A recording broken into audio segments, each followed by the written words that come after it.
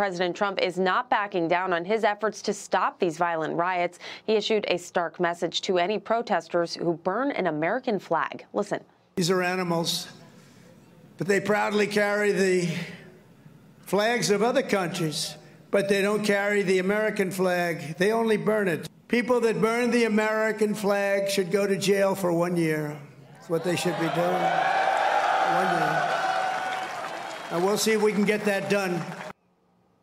Major cities like Seattle and Chicago are also facing similar anti-ICE protests, and in New York City, police arrested more than 80 protesters. And before going further, I want to say a few words about the situation in Los Angeles, California. Have you heard of the place? Where I've deployed thousands of National Guard troops and hundreds of Marines to protect federal law enforcement from the attacks of a vicious and violent mob. And some of the radical left, they say, oh, that's not nice. Well, if we didn't do it, there wouldn't be a Los Angeles. It'd be burning today, just like their houses were burning. ሰላም ጤና ይስጥልኝ ውድ ተመልካቾቻችን የምትከታተሉ ዲያስፖራ ሚዲያ ኔትወርክ ነው ካሳሁን ይልማ ነኝ በአሜሪካ በሎስ አንጀለስ ከተማ የተነሳው አመጽና ሰላማዊ ሰልፍ ወደ ተለያዩ የአሜሪካ ግዛቶችና ከተሞች እየተንሰራፋ ነው በተለያዩ ከተሞች ሰላማዊ ሰልፍ እየተደረገ ነው የትናንቱን ምሽትና የዛሬውን በተመለከተ ከዚህ ዝግጅት በኋላ ሌላ ፕሮግራም ይዤላችሁ ቀርባለሁ መረጃዎች ይዤ እመጣለሁ አሁን ግን በሰንደቅ ዓላማው ጉዳይ ላይ ትራምፕ የተናገሩት ንግግር ነው ይሄ ፎርት ብራግ ኖርዝ ካሮላይና ወታደሮች የሚመረቁበት ቦታ ላይ ነው ይሄን ንግግር ያደረጉት ስለ አጠቃላይ ስለ ሚሊታሪው ንግግር ካደረጉ በኋላ ስለ ካሊፎርኒያ አንስተዋል በዚህ ንግግራቸው ላይ ካሊፎርኒያ የብሔራዊ ዘቡን እና ወታደሮችን ወደዛ ባናስገባ ኖሮ ሎስ አንጀለስ ከተማቸው ልክ በእሳት እንደጋየው ማለትም ከሁለት ወር በፊት በፓሊሴድ አልተዲና ዛው ሎስ አንጀለስ ላይ በርካታ በሺዎች የሚቆጠሩ ንብረቶች ያወደመውና ብዙዎችን ያፈናቀለውን የሰደድ እሳት አንስተው እንደዛ ይሆን ነበር ሎስ አንጀለስ ይህን ኃይል ባንልክ ኖሮ ነው ያሉት ከዚሁ ጋር ተያይዞ ብዙዎችን ያሳዘነው የአሜሪካ ሰንደቅ ዓላማ ለስደተኛው አይባረር ለሚል ሰልፍ ያመደረጉ ብዙዎችን አሳዝኗል በተለይ የሌላ ሀገራት ባንዲራ ከፍ ብለው የተወለበለቡ እዛ ሰላማዊ ሰልፉ ላይ አንዴ ሳይሆን በተደጋጋሚ የአሜሪካ ሰንደቅ ሲቃጠል መታየቱ እንዲሁም ሞት ለአሜሪካ የሚለው ነገር ብዙዎችን ጥያቄው ይሄ ስደተኛው ማባረሩ ላይ ወይም የሚወሰደው እርምጃ ስደተኛው ላይ ልክ አይደለም ከሚለው ጋር ምን ያገናኘዋል የሚል ነው በርግጥ የአሜሪካ ሰንደቅ መቃጠሉ ህገወጥ ነው ወይ የሚለው ጥያቄ ደግሞ ይነሳል ህገወጥ ነው ህጋዊ ነው የሚለው ብዙ ሰው ምን ማለት ነው የሀገር ባንዲራ የተቃጠለ የሚል ምላሽ ሊሰጥ ይችላል የአሜሪካን ህግን ከትናንት በስቲያ ባዘጋጀው ዝግጅት ይሄን በተመለከተ ዝግጅት አቀርባለሁ ብያችሁ ነበርና ያንን ስመለከት ነው የነበረው በአሜሪካን ሀገር አሁን ትራምፕ እንዳሉት 1 አመት ያህል መታሰር አለበት ይሄንን የሚያደርግ ሰው ብለዋል ይሄንን እንሰራበታለን ያሉት አሁን ሐሳቡን በአደባባይ ተገለጹት ቢሮአቸው ኦቫል ኦፊስ ሲገቡ ይሄ ነገር ወደ ህግ የሚቀየርበትን መንገድ ማበጀት አለባቸው ማለት ነው ስለዚህ ባንዲራ ወይም ሰንደቅ ዓላማ ያቃጠለው ሰው ህገወጥ ድርጊት አልፈጸመም ማለት ነው ያ ነው በወቅቱ የሜክሲኮ ባንዲራ የኤልሳልቫዶር ባንዲራ እና ሌሎችም ፕሬዝዳንቱም ያነሱታል የሌላ ሀገር ባንዲራ የተወለበለበ የኛን ሀገር ባንዲራ ማቃጠል ይሄ ነው ይላሉ በቦርደር ድንበራችን ተከፍቶ የሁሉ ሰው መግባቱና ህገወጥ መብዛቱ ለዚህ ያበቃል ይላሉ ምን ይላል የአሜሪካ ህግ የሚለውን ለማየት ሞክራለሁ እዚህ ጋር የአሜሪካ ሲቲዝንሺፕ የተቀበላችሁ we the people የሚል ሲቲዝንስ አልመናክ አለ እዛ ላይ መሰረታዊ ነገሮች ዜጋ የሆነው ሰው ሊያያቸው የሚገባ rights of citizens responsibilities of citizens እና ስለ ባንዲራው ስለ ህገ መንግስቱ ምናምን የሚያወራ ቦታ አለውና አንድ ቢል ኦፍ ራይትስ ውስጥ በ1791 እንግዲህ እነ ቶማስ ጀፈርሰን በነበሩበት ወቅት ነው ያኔ ይሄንን ነገር ላዘጋጅ ሳስብ ይሄ በፊት ስላነበብኩት ወደኋላ መለስ ብሎ ማየት ጥሩ ነው በሚል ነው 1791 አለ ቢል ኦፍ ራይትስ ከዛ በኋላ ኢማንሲፔሽን ፕሮክላሜሽን አለ 1863 በአብርሃም ሊንከን ቶማስ ጀፈርሰን ፈረንሳይ አምባሳደር ሆኖ እያለ ለጄምስ ማዲሰን ወደ አሜሪካ የላከው ደብዳቤ አለ ይሄ ገና ህገ መንግስቱ ሳይወጣ ማለት ነው በዛ ጊዜ ቢል ኦፍ ራይትስ ካሉት ከነዚህ መብቶች ውስጥ በተለይ የኢንዲቪጁዋልስ ራይት የግለሰቦች መብት በጣም መከበር አለበት ከማንኛውም መንግስታት ምድር ላይ ካለ ምንም ምድራያል ጋር የግለሰብ መብት የሚበልጥበትን በደንብ የሚያስረዳበት ቦታ አለ ቢል ኦፍ ዛ ደብዳቤው ላይ ቢል ኦፍ ራይትስ is what the people are entitled to against every government on earth ነው የሚለው ስለዚህ ግለሰብ መብት አለው ከመንግስታትም የላቀ ምክንያቱም መንግስታት በህዝብን ወክለው የሚቀመጡ ናቸው ስለዚህ የህዝብ መብት ተጥሶ መንግስት አይኖርም ነው ስጋት ግን ነበር ህዝብ ሌላ መብት አለው ያው በመንግስት ውስጥ በሚል ማለት ነው ሆኖም እቺናት እንግዲህ ዋናው ነገር ግን ፈርስት አሜንድመንት ላይ እንግዲህ የሚታዩ ነገሮች አሉ ፍሪደም ኦፍ ስፒች እና ባንዲራ ማቃጠልና ፍሪደም ኦፍ ስፒች ምን አገናኘው ብለን ልናይ እንችላለን አሁን የኔን እምነት አይደለም እንገልጽላችሁ ማስረዳው መረጃውን መስጣችሁ ስለ አሜሪካ ነው ፕሬዝዳንቱ ስለ ሰንደቁ ይህን ተናግረዋል እንደሰማችሁት በእነዚህ ሰዎች ላይ የሚወሰደው እርምጃ እስከ 1 አመት ድረስ ይላሉ ፎርት ብራግ ኖርዝ ካሮላይና ተገኝተው ማለት ነው ይሄ ንግግራቸው ምናልባት መድገም ያስፈልጋል ከዛ በኋላ ወደ ሰንደቅ ማቃጠሉ እንዴት መብት እንደሆነ እሱን እናያለን People that burn the American flag should go to jail for 1 year. That's what they should be doing. 1 year.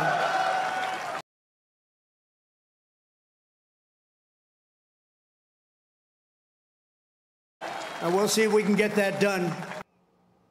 Major cities like Seattle and These are animals, but they proudly carry the flags of other countries.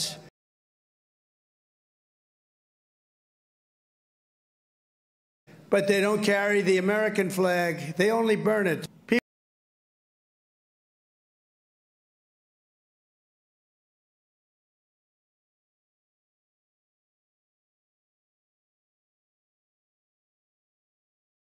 ድጋሚ የማያገኙት እድል የ40% ታላቅ ቅናሽ ሳር ቤት አፍሪካ ህብረት ፊት ለፊት በካሬ 64200 ብር ብቻ ባለ 1 መኝታ ከ4.8 ሚሊዮን ብር ጀምሮ ባለ 2 መኝታ ከ5.9 ሚሊዮን ብር ጀምሮ ባለ 3 መኝታ ከ8.4 ሚሊዮን ብር ጀምሮ በ2 ዓመት ከ6 ወር ቤቶን ይረከባሉ አፍሪካ ህብረትና አውሮፓ ህብረት አጠገብ ትላልቅ ኤምባሲዎች በሚገኙበት ስፍራ ለመኖሪያም ለኢንቨስትመንትም ተመራጭ ቦታ የምንዋዋለው በኢትዮጵያ ብር ብቻ ስለሆነ ምንም አይነት የዋጋ ግሽበት አያሳስቦት ይህ ዋጋ ለ10 ቀን ብቻ የሚቆይ ስለሆነ በ40% ታላቅ ቅናሽ አሁኑኑ ቤቶን ይግዙ ለበለጠ መረጃ በ0979 44 00 44 ወይም በ0939 44 00 44 ይደውሉ Number of months ago generations of army heroes did not shed their blood on distant shores only to watch our country be destroyed by invasion and third world lawlessness here at home like is happening in California.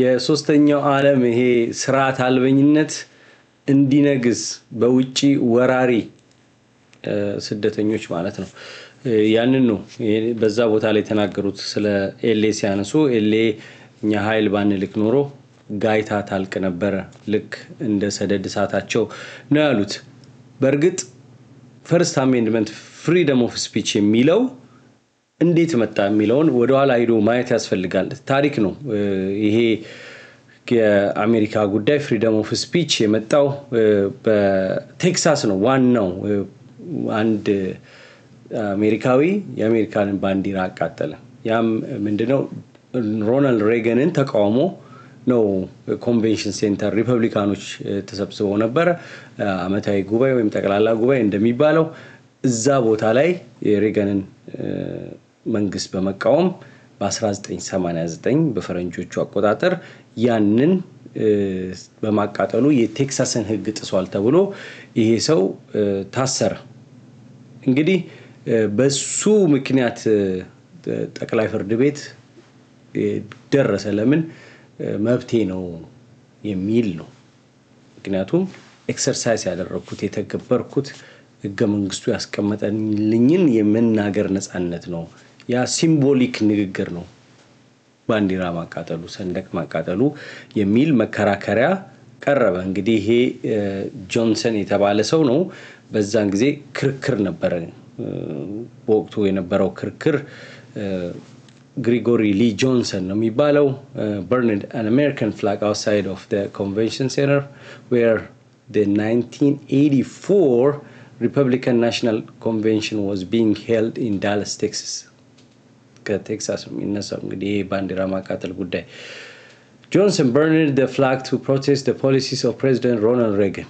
የፕሬዝዳንት ሮናልድ ሬገንን ፖሊሲ በመቃወም አቃጠለ ከዛ ታሰረ ከዛ በኋላ የቴክሳስን ህግ ጥሷል በሚል እስር ቤት ተወረወረ ያ ጉዳይ ነው አሁን እሱ ተከሶ ወደ እስር እንዲወረወር ተደረገ ከዛ ይግባኛል ይግባኙም ሲምቦሊክ ስፒች ነው የሚል ነው በቃ መናገሬን በምልክት የገለጽኩበት ነው በቃ ብስጭቱን ምኑን ተቃውሞን የገለጸበት ነው ሲምቦሊክ ስፒች ነው የሚል ነው ያ ደግሞ ፈርስት አሜንድመንት ይከላከልልኛል የሚል መከራከሪያ ያቀረበ ያኔ ጠቅላይ ፍርድ ቤት ለመስማት ፈቃደኛ ሆነ ይህንን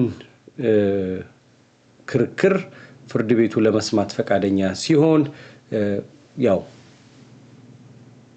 ሂደቱ ቀጠለ 1984 ተፈጸመ 1989 ነው እንግዲህ ይሄ ነገር የመጨረሻው የተፈረደው ማለት ነው freedom of speech symbolic speech ነው የሚል ነው whether flag burning constitutes symbolic speech protected by the first amendment ነበር issue ይሄ symbolic speech ነው ወይ freedom of speech ነው ወይ freedom of speech በዚህ symbolic በዚህ መልኩ ይገለጻል ወይ የመናገር ነፃነት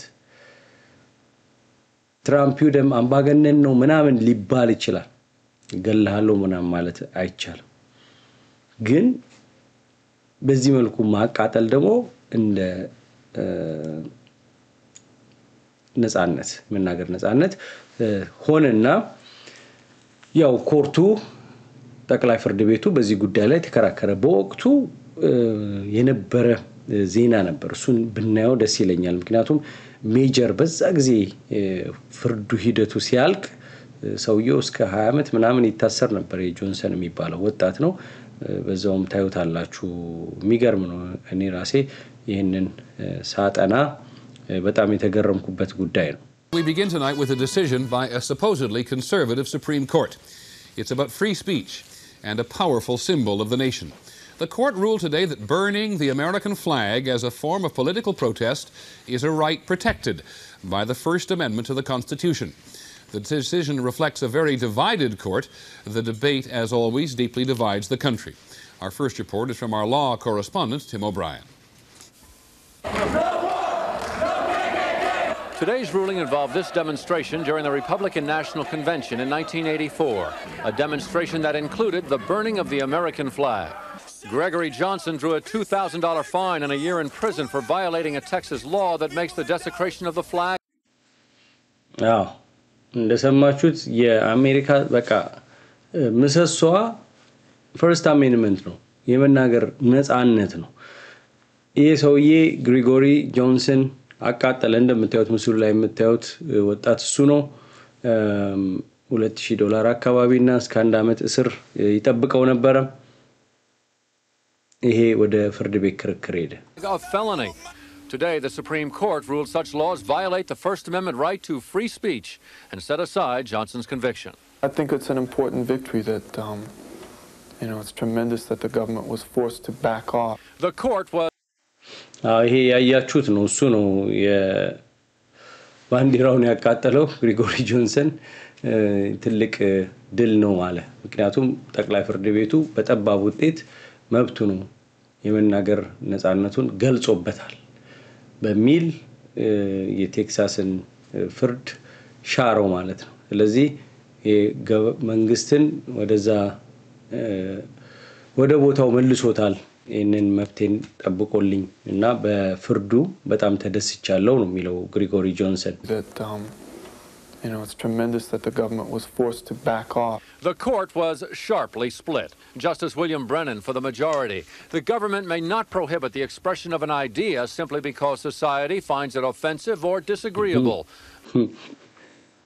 እንግዲህ መንግስት የሰውን በሐሳብ ነፃነት መግለጽን ማገድ አይችልም ዝም ብሎ ህዝብ ያንን ተተናኳሽ ሐሳብ ነው ወይም ስላልተስማማበት ህዝብ ይህንን መብት መንፈግ አይችልም ነው እኚዳኛ ያሉት አንዱ ምሳሌ እኚዳኛ ስለነበሩ That would dilute the freedom that this cherished emblem represents.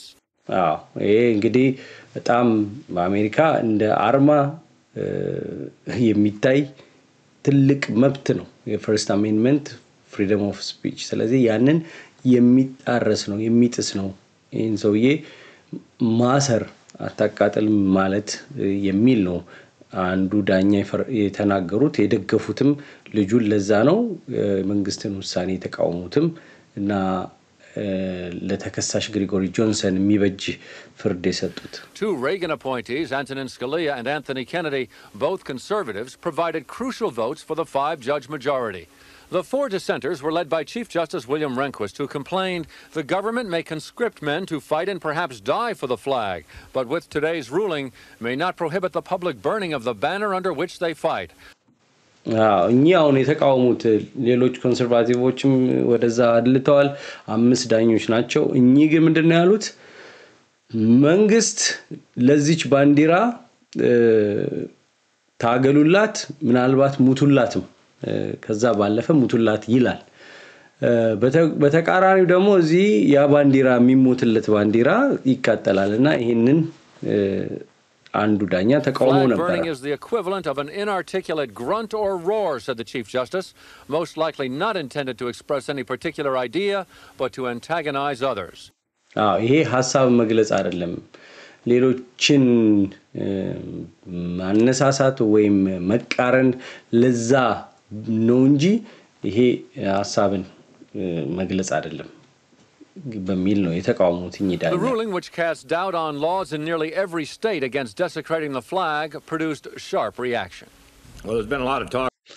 ብዙ ተቃውሞ አስነስቷል የሱፕሪም ኮርቱ ጠቅላይ ፍርድ ቤቱ ከወሰነ ማንም ምንም መለወጥ አይችልም ኮንግረስም የሚወሰነውን አሁን ትራምፕ የሚወስኑትም ወደ ፍርድ ክስ እየሄደ አሁን ጋቪን ኒውሰም የካሊፎርኒያው ሀገረ ገዢ ትራምፕን ከሰዋል በርካታ የታፈሱና ዲፖርት ሊደረጉ ያሉ ሰዎችን እሱን የትራምፕ መንግስትን በመክሰስ ዲፖርቴሽኑ እንዲጓተት ወይም እንዲቀር ወይም እንዳይፈጸም ጠቅላይ ፍርድ ቤት እየተወሰደ የታችኛው ዳኞች ይመለከቱታል አንዳንዴ ትራምፕ ያሸነፉ ነው በጠቅላይ ፍርድ ቤት አንዳንዴ ደግሞ ያንን ሊያደርጉ ያስቡትን እንዳያደርጉ እንቅፋት ሆኖባቸዋል እኚ ሴናተር ቦብ ዶል ይባላሉ ሪፐብሊካን ናቸው ካንሳስ ያንን ውሳኔ በወቅቱ ባንዲራ ይቃጠል በሚል መብት ነው በሚል መፈቀዱን ወይም ውሳኔ መሰጡትን በፍርድ ቤቱ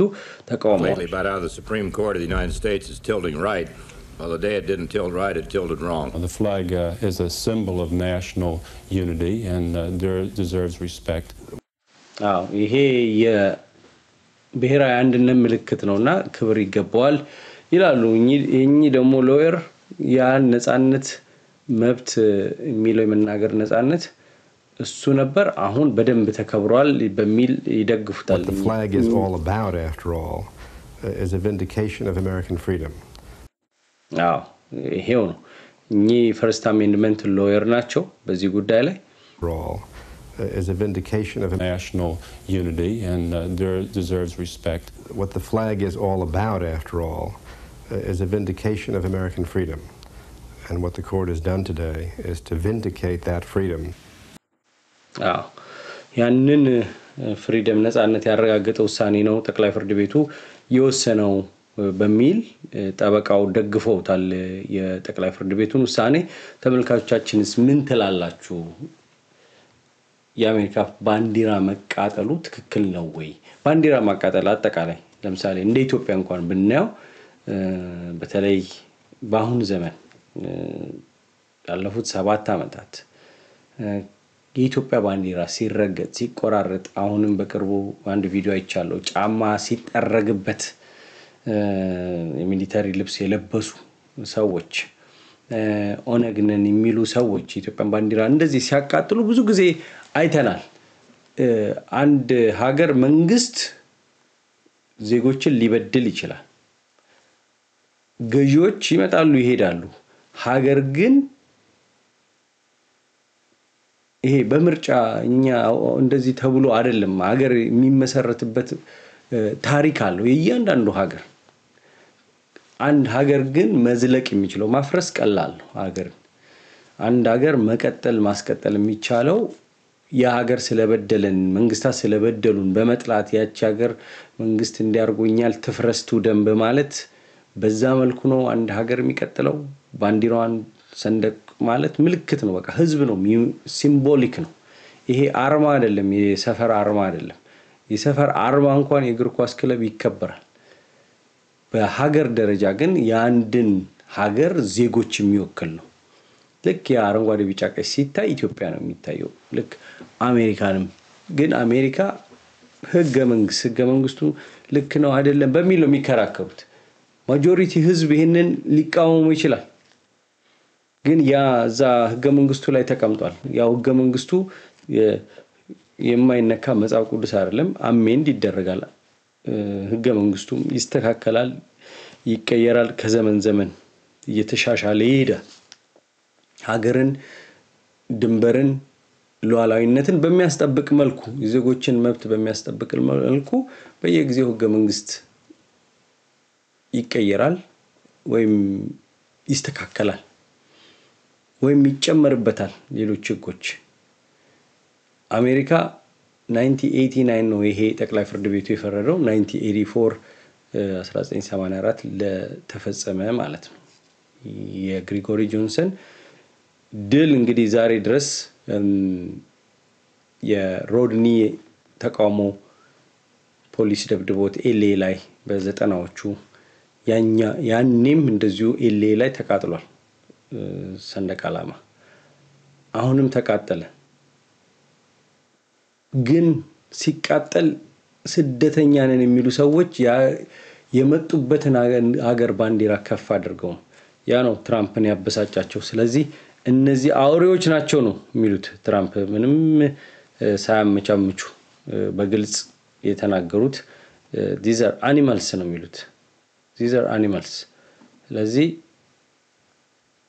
አንድ አመት ስር ይገባል የሚለው ህገ መንግስቱ ይቀየራል አሜንድ ይደረጋል ይሄ ፍሪደም ኦፍ ስፒች ውስጥ ሲምቦሊክ ፍሪደም የሚለው ነገር ይወጣል ይሄም ትራምፕ ስላሉ የሚሆን አይደለም ገና በምክር ቤት ደረጃ ክርክር ይኖራል በህግ አውጪዎች በኩል ተረቆ መቅረብ አለበት ክርክር ይኖራል ከዛ በኋላ protesters who burn an American flag listen these are animals but they proudly carry the flags of other countries but they don't carry the American flag they only burn it people that burn the American flag should go to jail for 1 year that's what they should be doing 1 year and we'll see if we can get that done The court's ruling makes it clear that flag burning, like other demonstrations, may still be prohibited if it's likely to produce violence. The court ይሄ ሰንደቅ ማቃጠሉ ግን ወደ ቫዮለንስ ወደ ነውጥ እና ጥፋት የሚዳርግ ከሆነ ያስከስሳል ይላል ያያኔው ዜና። ትራምፕ ተናግረዋል። የሌላ ባንዲራ ከፍ ያደርጋሉ፣ የኛን ያቃጥላሉ፣ እስር ቤት መግባት አለባቸው ብለዋል።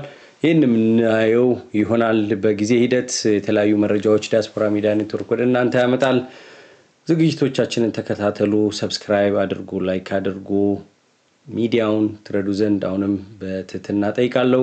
6463263147 ካሻፕና ዜል ነው።